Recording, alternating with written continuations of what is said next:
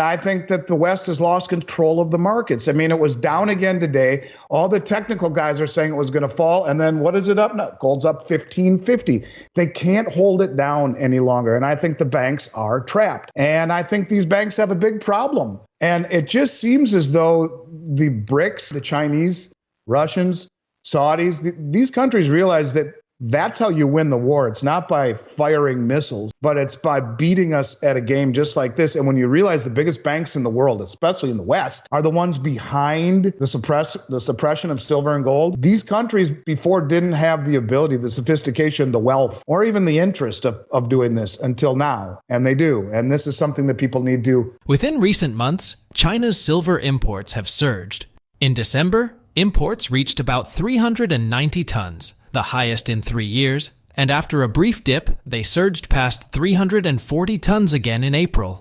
Over the past 5 months, the average monthly import volume has been around 310 tons. Market participants expect further increases in China's silver imports due to strong domestic demand driving prices above international levels. Silver has also surged after the rise in gold prices, indicating a bull market in precious metals. Despite multi-year high silver prices, the price difference between Chinese and international markets has widened, incentivizing more imports and potentially straining supplies from other countries. Andy Schectman notes that the Shanghai Gold Exchange and the Shanghai Futures Exchange have significantly higher physical silver prices than Western markets, with differences reaching $3 to $4 per ounce. This price disparity fuels arbitrage, where traders buy cheaper silver in the West and sell it in China for a profit, focusing on immediate financial gains over long-term economic impacts. This arbitrage activity is depleting Western silver vaults, widening the price gap between Western and Chinese silver to at least 10 to 15%. Shanghai's silver inventory has dropped to its lowest levels since 2020, highlighting the significant diversion of silver to China. Western retail investors face additional challenges in influencing the silver market due to ETFs, exchange-traded funds, often shorting the metal instead of holding it. Additionally, India is aggressively buying silver, importing a record 4,172 tons between January and April, an 817% increase from the 455 tons in the same period last year. This surpasses the total imports of 2023 by 1.15 times. The Reserve Bank of India also purchased 24 tons of gold in the first 4 months of 2024, 1.5 times more than their total purchases in 2023. According to Andy, the extensive buying by BRICS nations, Brazil, Russia, India, China, and South Africa, indicates a strategic effort to drain Western silver reserves and challenge Western dominance in the precious metals market. We will present clips from Andy Schectman's interview with Liberty and Finance. But before we do, if you want more videos like this, please hit the subscribe button and turn on the notification bell for more updates. Thank you, and enjoy the video. So the Shanghai Gold Exchange and the Shanghai Futures Exchange sees the physical price of silver go higher, and at as much as $3 and $4 higher than the West, and because of this arbitrage that's sucking all the metal over there, right? And these traders don't have loyalty to this country in terms of the long-term ramifications. They're making a ton of money. So as this demand keeps flowing there and the price goes higher, you got the brain-dead bullion banks and the COMEX and the LBMA that continue to slam down the price harder. And the spread between silver in the West and silver in China is at least 10 to 15% as a result of all of this, or higher. And so these Western vaults are being drained as the traders are monetizing the arbitrage.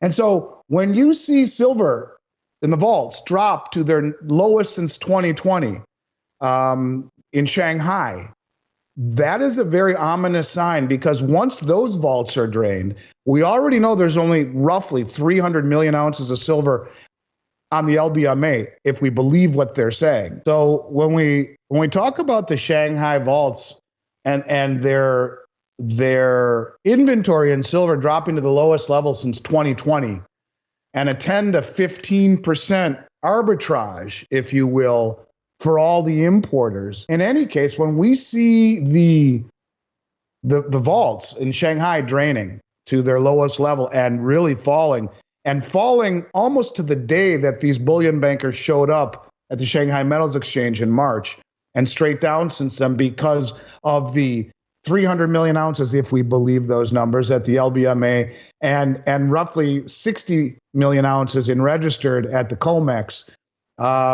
with these deliveries continuing to happen over and over and over again. They're very close to running out of silver. I think they've lost control. They went to China and asked. And look, the normal settlement at the COMEX and the LBMA, which is they're called spot contracts, which are basically promises to deliver, are being replaced now with the scramble for physical delivery. And this is a bad thing. This is a very scary thing if you are a bullion bank who is short. And these bullion banks have rehypothecated silver, I don't know, 100 times or more on the LBMA. They were supposed to believe it's only 16 or 17 times on COMEX. I have a hard time believing that, but whatever. Rehypothecated is rehypothecated. It is sold over and over and over and over again, where they didn't think that people would stand for delivery. And when these exchanges were founded, they didn't. But India, the Reserve Bank of India, just purchased 24 tons of gold in the first 4 months of 2024. That's 1.5 times what they bought all of 2023. And they bought more silver in the first quarter of 2024 than all of 2023, which was a record year of, over 400 million ounces. So do the math. I mean, you were running out. And the BRICS, they are draining the Western vaults in the United States and in London. And I think that the West has lost control of the markets. I mean, it was down again today. All the technical guys are saying it was going to fall. And then what is it up now? Gold's up 1550. They can't hold it down any longer. And I think the banks are trapped. And I think these banks have a big problem. I do. And, it's one of these deals where it's just like Bernie Madoff. He had a good thing going until people said they needed their money back and tried to redeem their money. To actually think there could be a force majeure or a short squeeze was something I had a real hard time coming to grips with until recently. And it just seems as though the BRICS, the Chinese, Russians, Saudis, these countries realize that that's how you win the war. It's not by firing missiles, but it's by beating us at a game just like this. And when you realize the biggest banks in the world, especially in the West, are the ones behind the suppression of silver and gold, these countries before didn't have the ability, the sophistication, the wealth, or even the interest of doing this until now. And they do. And this is something that people need to, I think, keep a very close eye on for sure. Because I have a feeling that it's only going to accelerate as we get closer to the election. The United States military maintains a substantial presence worldwide, with approximately 750 bases established across 80 nations, showcasing its extensive reach and influence on a global scale. However, a prevalent anti-Chinese sentiment exists amidst discussions surrounding international relations. In contrast, Andy advocates for fostering collaboration with China, stressing the importance of refraining from attributing blame solely to China for mismanagement issues observed in other countries. Examining initiatives such as the BRICS nations' 2022 efforts to bolster space cooperation underscores a nuanced approach. While the military implications of such endeavors are significant, it is essential to recognize the broader spectrum of objectives. This initiative aims to enhance military cooperation and prioritizes critical aspects such as environmental protection and disaster prevention, reflecting a comprehensive approach to global cooperation that extends beyond conventional military alliances. Andy urges a shift from finger-pointing to scrutiny of U.S. government actions, contrasting its extensive global military presence with China's perceived cooperation. Glenn Beck's revelations of U.S.-backed organizations fueling global uprisings highlight American interventionism. In contrast, Andy views China as a more cooperative partner, citing the coercive nature of U.S. actions like sanctions. Who intervenes in other countries' affairs? It's not China. We have a long history of doing that. And I don't know why I always feel like I need to say this, but I am a patriot, and I thank God every day for living in this country and the opportunities it afforded me. But to go around and point fingers at a country like China when the United States has 750 U.S. military bases in 80 countries, meddling in other countries' affairs, we should have listened to Thomas Jefferson and not done that. We should have a secure border, bring all of our troops home, and help. And instead of meddling in others' affairs, if you want to put them to work, have them help build our infrastructure, which is crumbling and decaying, and all the money that costs. That supply chain, the supply chain of keeping all of these 750 military bases in 80 countries supplied, it's extraordinarily expensive. And yeah, so, this is a very anti-Chinese slant. I would rather partner up with a country that wants to be cooperative. Now, it doesn't always work out. Some of these countries are third world, and they don't know how to manage their affairs or manage their funds or manage their promises, perhaps the way that they originally signed up for. Maybe it's kind of like all of these people being given, checks to pay off their student loans, including the mayor of St. Paul, who makes $140,000 a year, just got his the rest of his college tuition paid off. But you make a deal, honor it, and if you fall short of it, well, that's not China's fault. And when you talk about these spy satellites or whatever that they're going to do look, in 2022. All of these BRICS nations created a joint committee on space cooperation. It's like kind of like a NASA, if you will. And it reads, this committee plays a crucial role in enabling member space agencies to work closer together regarding environmental protection, disaster prevention, and mitigation and tackling climate change with efficient.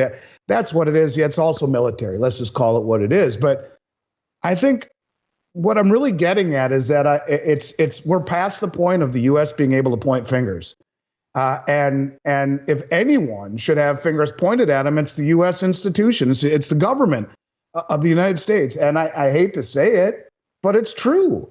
And China doesn't have 750 military bases around the world. And if you listen to that Glenn Beck interview, it will truly blow your mind, because the one thing that we see in all of these uprisings, starting with like with the Arab Spring, are these NGOs, non-government organizations that are financed, a lot of them by Congress. And you find them in all of these uprisings, including in Hungary and in the Arab Rising. They're now doing it in Palestine. This is something, or in Gaza, excuse me, and now there's proof that they're funding some of these college uprisings and had been planning it since November. So when you talk about conspiracies, when you talk about meddling, when you talk about meddling in others' affairs, I think that's the pot calling the kettle black. And while China is not perfect, I do believe that they are far more cooperative than we are. And when you can threaten people with sanctions and now confiscation of assets, it's really not cooperation as much as it is being cooperative with a gun to your head. Again, I'll say it again. I love this country, and I just think it's time for a change in the way that we do things. And, I wouldn't go around pointing fingers. Quite to the contrary. It's this attitude that is making all of these countries join together and finding safety in numbers, for sure. If China's silver imports keep rising due to domestic demand and higher prices, the price gap could widen with global markets. This may trigger more arbitrage and strain silver supplies elsewhere. Moreover, BRICS nations' involvement could challenge Western dominance in the precious metals market, suggesting significant changes ahead. Share your thoughts on Andy's prediction in the comment section below. Also, ensure you like this video, subscribe to the channel, and turn on post notifications for more videos like this. Until next time.